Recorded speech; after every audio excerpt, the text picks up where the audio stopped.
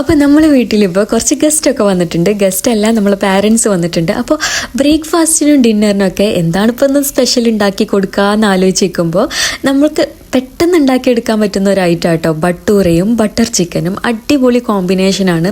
അപ്പോൾ ഇതന്നെ ഇന്ന് ഉണ്ടാക്കാമെന്ന് വിചാരിച്ച് ഇതിനായിട്ട് ഒരു കപ്പ് പാലെടുത്തിട്ടുണ്ട് കേട്ടോ. ബട്ടൂരയ്ക്ക് മാവ് കുഴച്ചേക്കാൻ വേണ്ടിയിട്ടാണ്. ഒരു കപ്പ് ഇളം ചൂടുള്ള പാലെടുത്തിട്ടുണ്ട്. പിന്നെ ഇതിലേക്ക് വേണ്ടത് 1 ടേബിൾ സ്പൂൺ ഇൻസ്റ്റൻറ്റ് ഈസ്റ്റാണ്. പിന്നെ 1 ടേബിൾ സ്പൂൺ പഞ്ചസാര കൂടി ആഡ് ചെയ്തിട്ട് നന്നായി ഒന്ന് മിക്സ് ചെയ്തെടുക്കുക. ഇത് ഇൻസ്റ്റൻറ്റ് ഈസ്റ്റ് ആയതുകൊണ്ട് തന്നെ അധികം നേരം ഫെർമെൻറ്റ് ചെയ്യാൻ വെക്കൊന്നും വേണ്ട. അപ്പോൾ തന്നെ നമുക്കിതിലേക്ക് മൈദ ഇട്ട് കൊടുക്കുക. ഈ സെയിം പാലെടുത്ത കപ്പില്ലേ, അതിൽ ഒരു 2 കപ്പ് മൈദ എടുത്തിട്ടുണ്ട് കേട്ടോ. അതിനുശേഷം പിന്നെ ഇതിലേക്ക് വേണ്ടത് 2 ടേബിൾ സ്പൂൺ പാൽപ്പൊടി കേട്ടോ. ഈ പാൽപ്പൊടി ബട്ടൂരയിൽ ഇട്ട് കൊടുത്താൽ നല്ല ടേസ്റ്റാണ്. പിന്നെ 1 ടേബിൾ സ്പൂണ് സൺഫ്ലവർ ഓയിലും ആവശ്യത്തിന് ഉപ്പും കൂടി ഇട്ടിട്ട് നന്നായി ഒന്ന് കുഴച്ചെടുക്കുക. പിന്നെ ഈ കപ്പ് മെഷർമെൻറ്റ്സ് എന്ന് പറഞ്ഞു കഴിഞ്ഞാൽ നമ്മൾക്ക് ഏത് കപ്പ് വേണമെങ്കിലും യൂസ് ചെയ്യാം. ടീ കപ്പ് എടുക്കാം, അല്ലെങ്കിൽ മെഷർമെൻറ്റ് കപ്പ് എടുക്കാം. ഏത് കപ്പിലാണോ പാൽ അളക്കുന്നത് അതേ സെയിം കപ്പിൽ തന്നെയാണ് നമ്മൾ മൈദയും ബാക്കി ഇൻഗ്രീഡിയൻസ് ഒക്കെ എടുക്കേണ്ടത്. അത്രേ ഉള്ളൂ കേട്ടോ.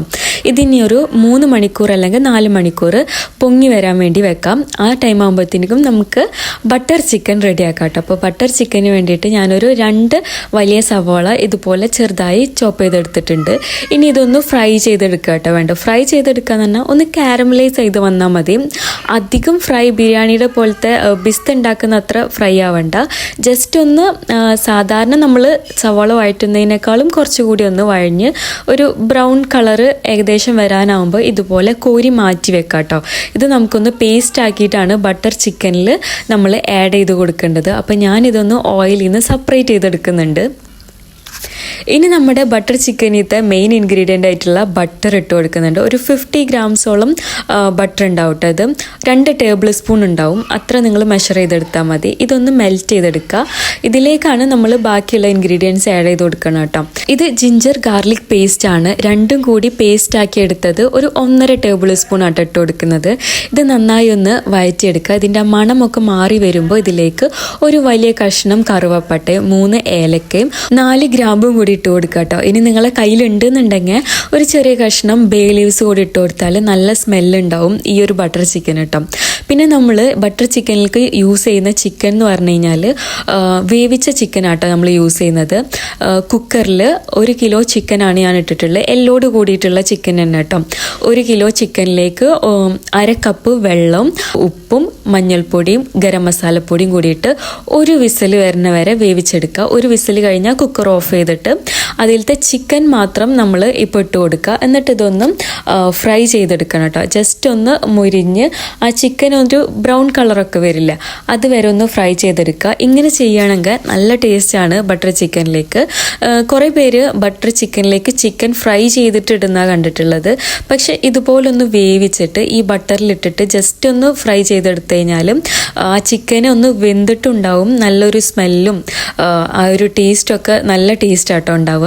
അപ്പോൾ ഇതുപോലൊന്ന് ഫ്രൈ ചെയ്തെടുത്തിട്ടുണ്ട്. ഇനി ഇതിലേക്ക് വേണ്ടിയിട്ട് ഒരു മസാല റെഡിയാക്കി എടുക്കണം. അതിനായിട്ട് 1 ടേബിൾ സ്പൂൺ കാശ്മീരി ചില്ലി പൗഡറും 1 ടേബിൾ സ്പൂൺ മഞ്ഞൾപ്പൊടിയും പിന്നെ നമ്മൾ ചിക്കൻ വേവിക്കുമ്പോൾ കിട്ടിയിട്ടുള്ള ആ സ്റ്റോക്കില്ലേ, ചിക്കൻ സ്റ്റോക്ക്, ചിക്കനിൽ ഒഴിച്ച വെള്ളം അതുകൂടി മിക്സ് ചെയ്തിട്ട് ഇതുപോലെ ഒരു പേസ്റ്റ് ആക്കുക. എന്നിട്ട് ഇത് ഒഴിച്ചു കൊടുക്കുക കേട്ടോ. ഇതാണ് നമ്മുടെ ബട്ടർ ചിക്കൻ്റെ മസാല വരുന്നത്. ഈ മസാല ചിക്കനിലെല്ലാം നന്നായിട്ടൊന്ന് സ്പ്രെഡ് ചെയ്ത് കൊടുക്കണം. നന്നായി ഒന്ന് മിക്സ് ചെയ്ത് കൊടുക്കുക. ചിക്കൻ ഉടഞ്ഞു പോകുന്നില്ല കേട്ടോ. കാരണം 1 വിസിൽ വരെയല്ലേ നമ്മൾ വേവിച്ചിട്ടുള്ളൂ. അപ്പോൾ അധികം വെന്ത് വന്നിട്ടില്ല. ബാക്കിയുള്ള വേവ് നമ്മൾ ഈ ഒരു ബട്ടർ ചിക്കൻ മസാലയിൽ കിടന്നിട്ടാട്ടോ വേവിക്കണത്. പിന്നെ ഇത് നമ്മൾ കാരമലൈസ് ചെയ്ത് വെച്ചിട്ടുള്ള ഉള്ളിയാണ്, സവാള കേട്ടോ. ഇത് ഞാൻ കുറച്ച് വെള്ളം ഒഴിച്ചിട്ട് ഒന്ന് പേസ്റ്റ് ചെയ്തെടുത്തിട്ടുണ്ട്. നന്നായി പേസ്റ്റ് ആക്കി എടുക്കുക. എന്നിട്ട് അത് ഇതിലേക്ക് ഒഴിച്ചു കൊടുക്കുക. പിന്നെ വേണ്ടത് 1.5 തക്കാളി ആട്ടോ. 1 വലിയ തക്കാളിയും പിന്നെ 1 തക്കാളിയുടെ ഹാഫും കൂടി എടുത്തിട്ട് ഞാൻ പേസ്റ്റ് ചെയ്തെടുത്തതാണ്. ചെറിയ തക്കാളിയാണെന്നുണ്ടെങ്കിൽ 2 എടുത്തോ. ഇത് വെള്ളം ഒഴിക്കാതെ മിക്സിയുടെ ജാറിലിട്ടിട്ടൊന്ന് പേസ്റ്റ് ആക്കി എടുത്തതാണ്. അപ്പോൾ ഇതാണ് നമ്മുടെ ബട്ടർ ചിക്കൻ മസാല വരുന്നത് കേട്ടോ. ഇനി ഇത് നന്നായി ഒന്ന് മിക്സ് ചെയ്തതിന് ശേഷം ഒരു 5-10 മിനിറ്റ് ഒന്ന് മൂടി വെച്ചിട്ട് ഇതൊന്ന് വേവിച്ചെടുക്കുക.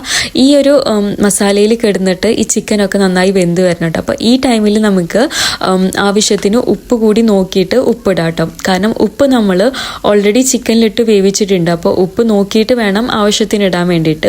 ഒരു 10 മിനിറ്റ് നമ്മൾ ഈ ബട്ടർ ചിക്കൻ മസാലയിൽ കിടന്ന് വേവിച്ചതിന് ശേഷം ഞാൻ ഈ ചിക്കൻ സ്റ്റോക്ക് കൂടി ഇതിലേക്ക് ഒഴിച്ചു കൊടുക്കുക കേട്ടോ. ഇത് ഒഴിച്ച് കഴിഞ്ഞാൽ നല്ലൊരു ചിക്കൻ്റെ ഫ്ലേവർ വരും. അപ്പോൾ ആ ചിക്കൻ്റെ മസാലയും ഈ ചിക്കൻ സ്റ്റോക്കും ഒക്കെ കൂടി നന്നായി ഒന്ന് മിക്സ് ചെയ്ത് ഒരു 5 മിനിറ്റ് കൂടി നമ്മളൊന്ന് തിളപ്പിച്ചെടുക്കാം.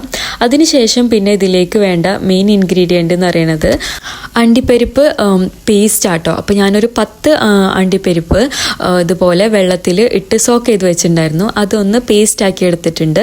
അത് ഒഴിച്ചു കൊടുക്കുന്നുണ്ട്. പിന്നെ നിങ്ങളെ കയ്യിലുണ്ടെന്നുണ്ടെങ്കിൽ കുറച്ച് ഫ്രഷ് ക്രീം കൂടി ഒഴിച്ചു കൊടുക്കുക. കുക്കിംഗ് ക്രീം എന്നൊക്കെ പറഞ്ഞിട്ട് നമുക്ക് ഷോപ്പിൽ നിന്ന് വാങ്ങാൻ കിട്ടും.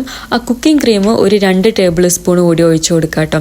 അപ്പോൾ ഈ ബട്ടർ ചിക്കനിൽ കുക്കിംഗ് ക്രീമും ബട്ടറും പിന്നെ ഈ കാഷ്യൂ പേസ്റ്റൊക്കെ വന്നു കഴിഞ്ഞാൽ തന്നെ ഒരു തിക്നെസ്സും ടേസ്റ്റൊക്കെ കൂടും കേട്ടോ. അപ്പോൾ കുക്കിംഗ് ക്രീം നിർബന്ധമൊന്നുമില്ല. അപ്പോൾ ഉണ്ടെന്നുണ്ടെങ്കിൽ പെർഫെക്റ്റ് ആയിട്ടുള്ള ബട്ടർ ചിക്കനാണ് ഉണ്ടാക്കണമെന്നുണ്ടെങ്കിൽ ഈ ഒരു കുക്കിംഗ് ക്രീം ആഡ് ചെയ്ത് കൊടുക്കുക. അതുപോലെ തന്നെ റെഡ് ഫുഡ് കളർ കൂടി ആഡ് ചെയ്ത് കൊടുത്താൽ നല്ലൊരു കളർ ഉണ്ട് കേട്ടോ. ഇത് ഓപ്ഷണലാണ്. പിന്നെ വേണ്ടത് കസൂരി മേത്തിയാണ് ഇതിലത്തെ മെയിൻ ഇൻഗ്രീഡിയൻറ്റ് കേട്ടോ. ഉലുവയുടെ ഇലയല്ല, ഉലുവയുടെ ഇല ഉണക്കി പൊടിച്ചതാണ് ഈ കസൂരി മേത്തി എന്ന് പറയുന്നത് കേട്ടോ. അപ്പോൾ അതുകൂടി ഇട്ടൊന്ന് അടച്ച് വെച്ചിട്ടൊന്ന് വേവിച്ചെടുത്താൽ നല്ലൊരു സ്മെല്ലും നല്ല ടേസ്റ്റുള്ള ശരിക്കും നമ്മൾ റെസ്റ്റോറൻറ്റിൽ നിന്നൊക്കെ വാങ്ങുന്ന ഒരു ബട്ടർ ചിക്കൻ ആട്ടോ കിട്ടും. അപ്പോഴേക്കും ഇതാ നമ്മുടെ ബട്ടൂറ ഏകദേശം പൊങ്ങി വന്നിട്ടുണ്ട്. 3 മണിക്കൂറായിട്ടോ നമ്മളിപ്പോൾ ഇത് കുഴച്ച് വെച്ചിട്ട്. ഇത് നന്നായി ഒന്നും കുഴച്ചെടുത്തിട്ട് ഒന്ന് പരത്തിയെടുക്കാനുണ്ട്. അപ്പം നമ്മുടെ ബട്ടൂരയുടെ മാവ് ഇതുപോലെ നീളത്തിൽ ഉരുട്ടി വെച്ചിട്ടുണ്ട്. ഇനി ഇത് ഈക്വൽ ആയിട്ടുള്ള പോർഷൻസ് ആയിട്ട് കട്ട് ചെയ്തെടുക്കുക. ഇങ്ങനെ ചെയ്യാന്നുണ്ടെങ്കിൽ ഒരേ വലുപ്പത്തിലുള്ള ബട്ടൂറ നമുക്ക് പരത്തിയെടുക്കാൻ പറ്റും കേട്ടോ. ഇനി ഇത് ബോൾസ് ആക്കി വെച്ചിട്ട് സാധാരണ ചപ്പാത്തിക്ക് പരത്തുന്ന പോലെ പരത്തുക. പക്ഷെ ചപ്പാത്തിയുടെ അത്ര നൈസ് ആവരുത്, കുറച്ച് കട്ടിയിലാട്ടോ ബട്ടൂരയുടെ മാവ് പരത്തിയെടുക്കേണ്ടത്. അങ്ങനെ കട്ടി ഉണ്ടെങ്കിലാണ് ഇത് നന്നായി പൊങ്ങി വരുള്ളൂ. അപ്പോൾ കുറച്ച് മൈദ സ്പ്രെഡ് ചെയ്ത് കൊടുത്തിട്ട് ഇതുപോലെ പരത്തിയെടുക്കുക. എന്നിട്ട് ഹാഫ് മൂൺ ഷേപ്പിലും ചിലർ ബട്ടൂറ ഉണ്ടാക്കിയെടുക്കും. അതുപോലെ തന്നെ 4 പോർഷൻസ് ആയിട്ട് കട്ട് ചെയ്തെടുത്തിട്ടും ബട്ടൂറ ഉണ്ടാക്കിയെടുക്കും. ചെറിയ ചെറിയ പോർഷൻസ് ആയിട്ട് ഉണ്ടാക്കിയെടുക്കുന്നതാട്ടോ ടേസ്റ്റ് കൂടുതൽ ഉണ്ടാവുക. അപ്പോൾ ഇതുപോലെ ഫസ്റ്റിൽ ഹാഫ് മൂൺ ആയിട്ട് കട്ട് ചെയ്യുക, എന്നിട്ട് ക്രോസ് ചെയ്ത് കൊടുക്കുക. അങ്ങനെ 4 പോർഷൻസ് ആയിട്ട് ഇട്ടുട്ടാ. ഇപ്പോൾ ഇത് ചെറുതുപോലെ തോന്നും നമ്മൾ പരത്തിയെടുക്കുമ്പോഴും ഒക്കെ, പക്ഷെ ഇത് ഫ്രൈ ചെയ്ത് വരുമ്പോൾ അത്യാവശ്യം വലിപ്പം ഉണ്ടാവും കേട്ടോ. അങ്ങനെ ഇതാ ഞാൻ ബട്ടൂറ ഫ്രൈ ചെയ്തെടുക്കാനുള്ള ഓയിൽ ഒഴിച്ചു കൊടുക്കുകയാണ്. കുറച്ച് കുഴിയുള്ള പാത്രത്തിൽ ഇതുപോലെ ഫുള്ളായിട്ട് ഡിപ്പ് ചെയ്ത് കെടുക്കാനത്ര ഓയിൽ നമ്മൾ ഒഴിച്ചു കൊടുക്കണം കേട്ടോ. പിന്നെ നമ്മൾ ഓയിൽ നല്ല ചൂടായതിന് ശേഷമാണ് ബട്ടൂർ ഇട്ട് കൊടുക്കേണ്ടത്. ഓയിൽ ആദ്യം നല്ല ചൂടായതിനു ശേഷം പിന്നെ മീഡിയം ഫ്ലെയിമിലേക്ക് വെച്ചിട്ടാണ് ബട്ടൂറ ഫ്രൈ ചെയ്തെടുക്കേണ്ടത്. ഇപ്പോൾ ബട്ടൂറ പൊങ്ങി വരുന്നില്ല എന്നുണ്ടെങ്കിൽ നിങ്ങൾ ഓയിലിൻ്റെ ചൂട് കുറവാണെന്നാണ് അർത്ഥം. അതുപോലെ തന്നെ നമ്മൾ ബട്ടൂറ ഇട്ട് കൊടുത്തതിന് ശേഷം ഒരു സ്പൂൺ യൂസ് ചെയ്തിട്ട് അതിന് മുകളിലേക്ക് ഓയിൽ സ്പ്രെഡ് ചെയ്ത് കൊടുക്കുക എന്നുണ്ടെങ്കിൽ പെട്ടെന്ന് തന്നെ ബട്ടൂറ പൊങ്ങി വരും കേട്ടോ. അപ്പോൾ അതാ നമ്മളെല്ലാ ബട്ടൂറ ഉണ്ടാക്കിയെടുത്തിട്ടുണ്ട്.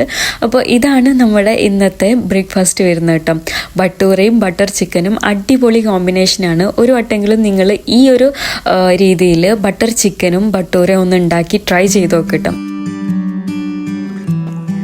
ഹായ് എവരി വൺ, അസ്സലാമു അലൈക്കും.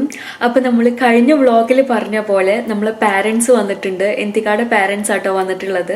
അപ്പോൾ ലാസ്റ്റ് വെക്കേഷനിലും അവർ വന്നിട്ടുണ്ടായിരുന്നു. കുറേ ഏരിയാസൊക്കെ നമ്മൾ ആ ലാസ്റ്റ് വെക്കേഷനിൽ കവർ ചെയ്തിട്ടുണ്ടായിരുന്നു കേട്ടോ. അപ്പോൾ ഇന്നെന്തായാലും ഫസ്റ്റ് വീക്കെൻഡാണ് അവർ വന്നതിന് ശേഷമല്ല. അപ്പോൾ ഇന്നെന്തായാലും ഒരു കാണാത്ത പ്ലേസ് പോകാമെന്ന് വിചാരിച്ചു. അപ്പോൾ ഇവിടെ പുതിയതായിട്ട് കൽബ ഹാങ്ങിങ് ഗാർഡൻ എന്ന് പറഞ്ഞിട്ട് ഷാർജയിലൊരു സംഭവം ഓപ്പൺ ആയിട്ടുണ്ട്. അപ്പോൾ അത് കാണാൻ ഇന്ന് പോകാമെന്നാട്ടോ വിചാരിച്ചിരിക്കുന്നത്. ഇവിടുന്ന് ഒരു 1.5 hour ഡ്രൈവാണ് കാണിക്കുന്നത്. അപ്പോൾ എന്തായാലും നമുക്ക് ഇന്ന് അവിടെ പോയിട്ടൊന്ന് എക്സ്പ്ലോർ ചെയ്യാം. So welcome back to a brand new episode of തസ്ലിക്കാബ്സ് യൂട്യൂബ് ചാനൽ.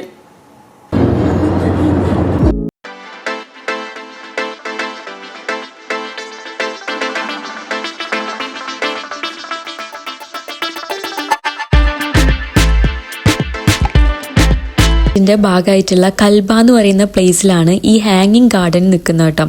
അപ്പോൾ ഈ കൽബ എന്ന് പറയുന്ന പ്ലേസിലേക്കുള്ള റൂട്ട് എന്ന് പറഞ്ഞാൽ അടിപൊളിയാണ്. ഫുള്ള് 2 സൈഡിലും മലകളൊക്കെ ആയിട്ടുള്ള ഒരു വഴിയിൽ കൂടെ ആയിട്ടോ നമ്മൾ ഇങ്ങോട്ട് വരുന്നത്. 1.5 hour ഡ്രൈവാണ് ഈ ഒരു സ്ഥലത്തേക്കുള്ളത് കേട്ടോ. സോ നമ്മൾ കൽബയിലേക്ക് എത്തുന്നതിന് മുന്നുള്ള ഒരു വാദിയാട്ടത്. ചെറിയൊരു വാദി, പക്ഷെ നല്ല ഭംഗിയുണ്ട്.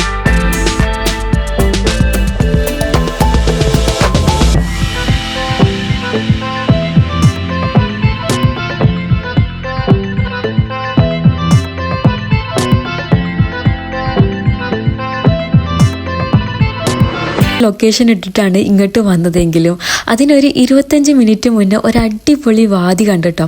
അപ്പോൾ ഈ ഒരു സംഭവം കണ്ടപ്പോൾ ഇറങ്ങാണ്ടിരിക്കാൻ തോന്നിയില്ല. നല്ല ഭംഗിയുള്ള വ്യൂ ആണ്.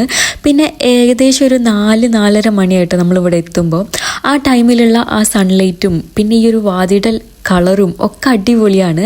പിന്നെ ഇവിടെ നമ്മൾ ശ്രദ്ധിച്ച ഒരു കാര്യം എന്ന് പറഞ്ഞാൽ നമ്മൾ വരുന്നതിൻ്റെ ഒരു 2-3 ദിവസം മുന്നേ ദുബായിൽ നല്ല മഴ പെയ്തിരുന്നു.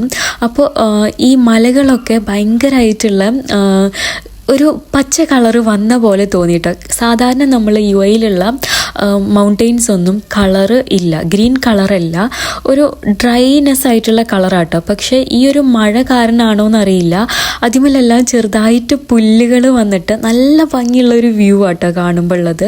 പിന്നെ റോഡിലൊക്കെ ചെറുതായിട്ട് വെള്ളമുണ്ട്, പക്ഷെ നമുക്ക് ഡ്രൈവൊക്കെ ചെയ്തു പോകാൻ പറ്റുന്ന ഒരു റോഡ് തന്നെ കേട്ടോ സ്ഥിതിയൊക്കെ. പക്ഷേ ഏകദേശം നമ്മൾ ഇവിടെ എത്തിയപ്പോഴാണ് മനസ്സിലായത് ഇവിടെ പാർക്കിംഗ് ഭയങ്കര സീനാട്ടോ. കുറച്ച് പാർക്കിംഗ് ഉള്ളൂ, ഒരുപാട് ആളുകളും വന്നുകൊണ്ടിരിക്കുന്നുണ്ട് കേട്ടോ ഇങ്ങോട്ട്. അപ്പോൾ പാർക്കിംഗ് കിട്ടാൻ കുറച്ച് ടൈം എടുത്തു. നമുക്ക് കുറച്ച് നേരം വെയിറ്റ് ചെയ്തിട്ടാണ് നമുക്ക് പാർക്കിംഗ് കിട്ടിയത്. അതിനുശേഷം ഇതാ നമ്മൾ ഇവിടേക്ക് എൻട്രൻസ് ചെയ്യുമ്പോഴാണ് ഇവിടെ എൻട്രൻസ് ഫീ ഉണ്ടെന്ന് അറിഞ്ഞത്. എൻട്രൻസ് ഫീ ഒരാൾക്ക് വരുന്നത് 5 ദിർഹംസ് ആണ് കേട്ടോ. അത് അഡൾട്ട്സിനാണ് ഉള്ളത്, ചിൽഡ്രനും പിന്നെ എൽഡേഴ്സിനും ഫ്രീ ആണ്. ബാക്കി അഡൾട്ട്സിന് 15 ദിർഹംസ് ആട്ടോ ഫീ വരുന്നത്, എൻട്രൻസ് ഫീ. അപ്പോൾ ഇതാണ് നമ്മുടെ ഹാങ്ങിങ് ഗാർഡൻ്റെ ഒരു ഓവർ വ്യൂ വരുന്നത്.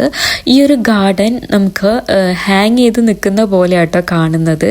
ഇതിൻ്റെ ഫ്രണ്ടിലായിട്ടൊരു ആർട്ടിഫിഷ്യലായിട്ടുള്ള ഒരു വാട്ടർ ഫൗണ്ടെയിനും അവർ ക്രിയേറ്റ് ചെയ്തതാണ്. പിന്നെ ഇതിന് മുകളിലേക്കായിട്ട് കയറി പോവാനോ ഒരുപാട് സ്റ്റെപ്സ് ഉള്ള ഒരു റൂട്ടുണ്ട്. ആ മൗണ്ടെയിൻ്റെ മുകളിലായിട്ട് ഒരു റെസ്റ്റോറൻറ്റ് ഉണ്ട് കേട്ടോ. റെസ്റ്റോറൻറ്റ് ഓർ റെസ്റ്റ് ഏരിയ നമ്മൾ അതുവരെ എത്തിയിട്ടില്ല. ഇത്രയും ദൂരം നടന്നു പോകാൻ നമുക്ക് പറ്റിയില്ല കേട്ടോ. അപ്പോൾ അത് അഡ്വഞ്ചറസ് ആയിട്ട് എടുക്കുന്നവർക്കുണ്ടെങ്കിൽ അങ്ങോട്ട് പോകാം. പക്ഷെ നമ്മൾ കൂടുതലും ഈ ഒരു പാർക്കിലാണ് ടൈം സ്പെൻഡ് ചെയ്തത്. അതുപോലെ തന്നെ ഇവിടെ ഒരു റെസ്റ്റോറൻറ്റ് ഉണ്ട് കേട്ടോ. ഈ ഒരു റെസ്റ്റോറൻറ്റ് ഉണ്ട്, കുറച്ച് എക്സ്പെൻസീവ് ആയിട്ടുള്ള റെസ്റ്റോറൻ്റ് ആണ്. പക്ഷേ ഈ റെസ്റ്റോറൻറ്റിൻ്റെ വ്യൂ കാണാൻ നല്ല രസമാട്ടോ, ഈ മൗണ്ടെയിൻ്റെ മുകളിൽ നിൽക്കുന്നത് കാണാനും. അപ്പോൾ ഇതാണ് നമ്മുടെ കൽബ ഹാങ്ങിങ് ഗാർഡൻ്റെ വിശേഷങ്ങൾ പറയുന്നത്. ഒരുപാട് എക്സ്പ്ലോർ ചെയ്യാനുണ്ടോ എന്ന് ചോദിച്ചു കഴിഞ്ഞാൽ അത്രക്കൊന്നുമില്ല. പക്ഷേ ഇങ്ങോട്ട് വരുന്ന ഈ ഒരു 1.5 hour ഡ്രൈവ് ഉണ്ടല്ലോ, അത് അടിപൊളിയായിരുന്നു. 2 സൈഡിലും മൗണ്ടെയിൻസ് വ്യൂസ് ഒക്കെ കണ്ട് നിങ്ങൾക്ക് ട്രാവൽ ഇഷ്ടപ്പെടുന്നവരാണെന്നുണ്ടെങ്കിൽ ഈ ഒരു കൽബ ഹാങ്ങിങ് ഗാർഡൻ നമുക്ക് ട്രാവൽ ചെയ്ത് എക്സ്പീരിയൻസ് ചെയ്യാം. ഇതിനുള്ളിലായിട്ട് അങ്ങനെ നമുക്ക് പറയത്തക്ക രീതിയിൽ എക്സ്പ്ലോർ ചെയ്യാനുള്ള സംഭവങ്ങളൊന്നുമില്ല. ഒരു വലിയ പാർക്കുണ്ട് കുട്ടികൾക്ക് കളിക്കാനും നമുക്ക് ടൈം സ്പെൻഡ് ചെയ്യാനൊക്കെ ഉള്ള ഒരു പാർക്കുണ്ട്. പിന്നെ ഈ ഒരു മൗണ്ടെയിൻസിൻ്റെ വ്യൂ, ഹാങ്ങിങ് ഗാർഡൻ്റെ രാത്രിയിൽ ഫൗണ്ടെയിൻ്റെ വ്യൂ കാണാൻ നല്ല ഭംഗിയുണ്ട് കേട്ടോ. അതൊക്കെയാണ് ഇവിടുത്തെ വിശേഷങ്ങൾ പറയാനുള്ളത്. ഇപ്പോൾ പുതിയതായി ഓപ്പൺ ആയതുകൊണ്ട് തന്നെ കുറേ പേര് ഇങ്ങോട്ട് വരാൻ വേണ്ടിയിട്ട് സെർച്ച് ചെയ്ത് നോക്കുന്നുണ്ടാവും. അവർക്ക് വേണ്ടിയിട്ടാണ് പറഞ്ഞത്. നിങ്ങൾക്ക് ട്രാവൽ ഇഷ്ടപ്പെടുന്നവർ ആണെന്നുണ്ടെങ്കിൽ വരാം. അതുപോലെ തന്നെ കുട്ടികൾക്ക് കളിക്കാനായിട്ട് ഒരു വലിയ പാർക്ക് ഉണ്ട് കേട്ടോ. അത്യാവശ്യം നല്ല ഒരുപാട് ഐറ്റംസും ഒക്കെ ഉള്ള ഒരു പാർക്കുണ്ട്.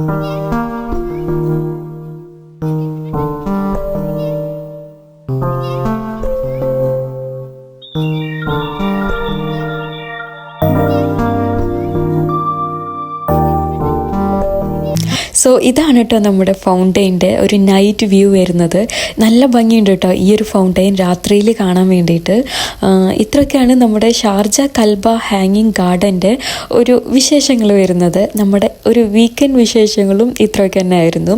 നിങ്ങൾക്ക് എല്ലാവർക്കും വീഡിയോ ഇഷ്ടമായെന്ന് വിചാരിക്കുന്നു. ഇഷ്ടമായെങ്കിൽ എന്തായാലും ലൈക്ക് ചെയ്യുക. പിന്നെ പുതിയ വ്യൂവേഴ്സ് ആണെങ്കിൽ ഒന്ന് സബ്സ്ക്രൈബ് ചെയ്തിട്ട് കാണാം കേട്ടോ. ഇൻഷാ അല്ലാഹ് ഇനി ഒരു നല്ല വീഡിയോ ആയിട്ട് കാണാം. അൻറ്റിൽ